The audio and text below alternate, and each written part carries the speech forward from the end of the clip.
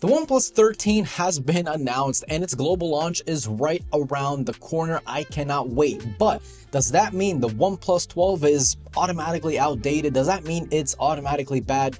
Well, I've had the phone since the day it came out, basically just a little bit less than a year ago. So how has this phone held up? What do I like? What do I dislike? And should you upgrade to the OnePlus 13? Let's talk about it. I want to talk about the build quality of this phone because I've only recently started to use a case on this phone because of something that I don't really like about the phone. I'll get into that a little bit later in the video, but that means throughout the majority of its life, this phone was not in a case. And honestly, there's not a single scratch anywhere on the phone, whether it be, the display or the rear of the phone, the sides of the phone, everything just seems to be doing quite well. This phone looks like it just came out of the box, which is quite impressive. Also, this green color, I have to say, is like one of the best. I mean, it looks like it's marble almost. I mean, honestly, a very good looking phone despite it being basically a year old. Another thing that just continues to blow my mind is the battery life. The battery life on this phone is just bonkers. It's been just as good day one as it is now. I'm getting well over 7 hours of screen on time, which is just, it's incredible.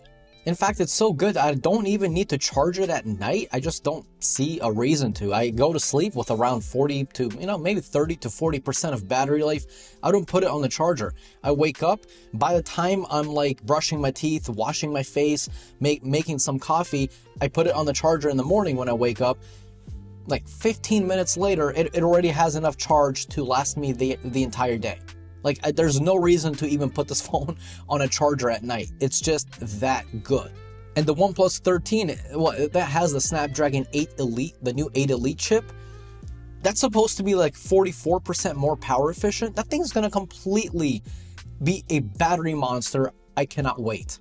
Also, again, I do have to say, I say this every time, but I just want more people to appreciate. OnePlus actually includes an 80-watt charger in the box. Well, 80 watts here in the US, 100 watts, in other places of the world.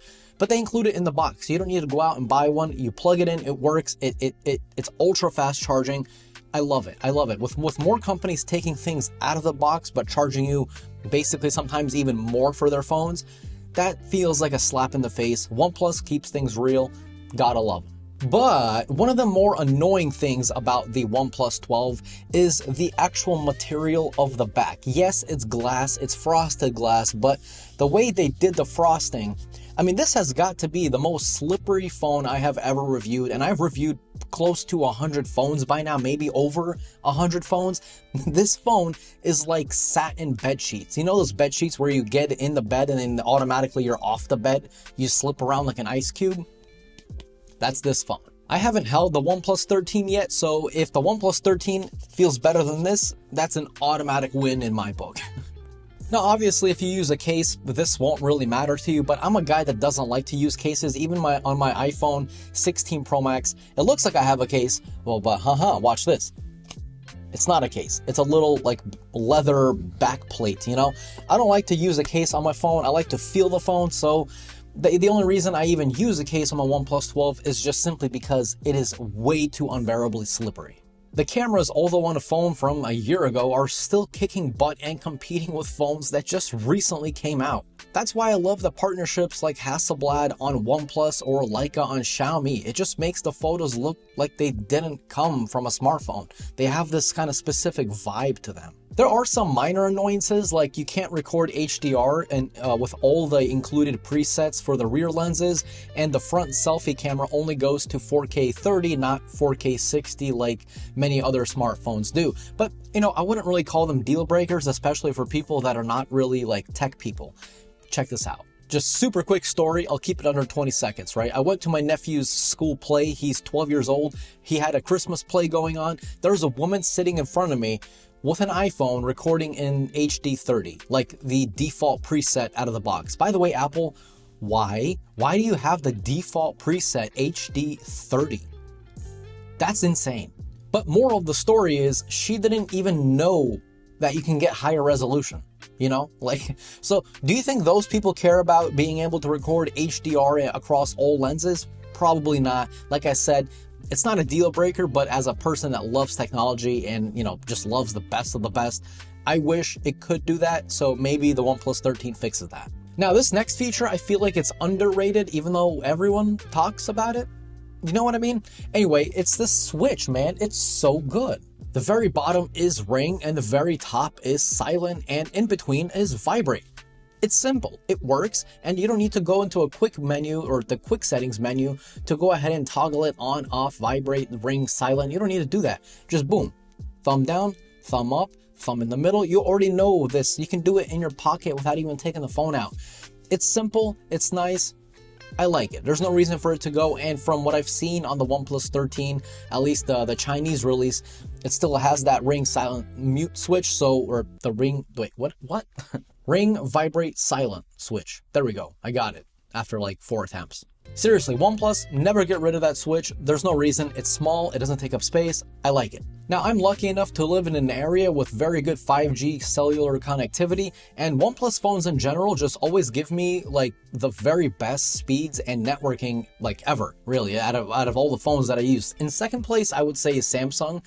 Like I said, just from experience, obviously your carrier and your city where you live in is going to heavily depend on that. But with OnePlus, no matter where I go, I always have incredible 5G service, very, very fast 5G, like nothing takes like more than a blink of an eye to load. And like I said, Samsung is like right under there. And I would say the worst, at least from experience, is my iPhone 16 Pro Max. I don't know what it is, but with my iPhone, like everything, it shows I have full bars of 5G, but like it doesn't load like I have full bars of 5G. You know what I mean? It's really weird. My Pixel 9 Pro XL, on the other hand, is better than my iPhone, but nowhere near as good as the OnePlus. So, like I said, if the OnePlus 13 with its newer modems and newer chip, oh my God, I cannot wait to test out how good that phone is going to be. Now, the display is just as incredible as it was back when I first saw it. It gets incredibly bright, much brighter than anyone would ever need. And of course, watching HDR content is unmistakably beautiful. All the brights shine in your face and all the darks are nice and inky. But what I don't like about this display, and I've mentioned this in previous videos as well, it's that the display is curved. I'm not a fan of curved displays. They were cool back in the day, you know, back when we were really trying to push like, oh my God, what can we do with this phone? What can we customize? And like, I remember when Samsung released their first like curved edge phone, I believe it was actually called the Edge, I believe. But it only curved on one side, and then people like had their minds blown. And then everyone started doing it, not Apple, thank God. But it just got to the point where they were making screens that go all the way around the phone. It's like, what are we doing, you know? So I don't like that this display is curved. That's one of my like major kind of annoyances. It's also harder to find decent screen protectors. I don't even have one on because they're just not worth it. They start peeling around the corners. You get air pockets. It's dumb. Now, luckily, the OnePlus 13, again, from what we saw with the Chinese release, the global release is, I believe, towards the end of January, I think. I'll be getting it, so review coming soon. But from what we've seen, it's a flat display with a 2.5D curve, so you get the best of both worlds. That is what I love. So honestly, if this phone came out like right now, today, December of 2024, I would still consider it just a fantastic flagship phone. Yeah, its chip is the Snapdragon 8 Gen 3. It's not as good as the 8 Elite, but so what? I mean, this chip, what do you need the 8 Elite for? You know what I mean? Like, yeah, great battery, great efficiency, I get that. But, you know, what else? Is you opening Snapchat or Instagram going to be faster on the 8 Elite? No. You know, so most of what people do, what normal people do on a day-to-day basis, this phone is still kicking butt easily. So should you get the OnePlus 13? Well, when I get that phone in, I will definitely compare it to the OnePlus 12. I will do a very in-depth comparison. So if you guys do want to see that, definitely subscribe if you haven't already.